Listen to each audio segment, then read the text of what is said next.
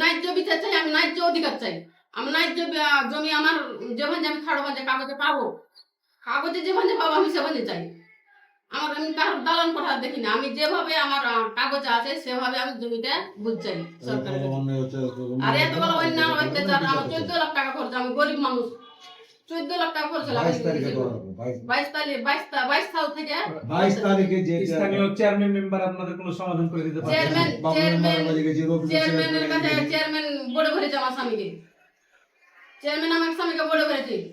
আবার বাবলু মেম্বার এখন বলছে যে বাবলু মেম্বারের কাছে গেছি কোনো বিচার পাইনি, বাবলু মেম্বার কাছে গেছি, রফিকুল স্যার সেক্রেটারি গেছি, বাবলু মাস্টারের কাছে গেছি। বাবলু মাস্টার বলছে যে ফাঁকা স্টামে সই করেছিস, হুঁস নাই, তুমি ওই বাট্টরা চলছে চলবে, কিন্তু এই জমি খাড়ো মাঝখানে দুপাটা শামসুলের কাছে বিক্রি করতে হবে। আমার বিক্রি করার তো কোনো প্রয়োজন নাই, আমি কেন বিক্রি করবো? তুমি মাঝখানে দেশে এদিকে জমি থাকবে, এদিকে তুমি মাঝখানে দুপাটা আমার কাছে জোর করে কিনে নিবি, কেমন জোর করে কিনে নিবি?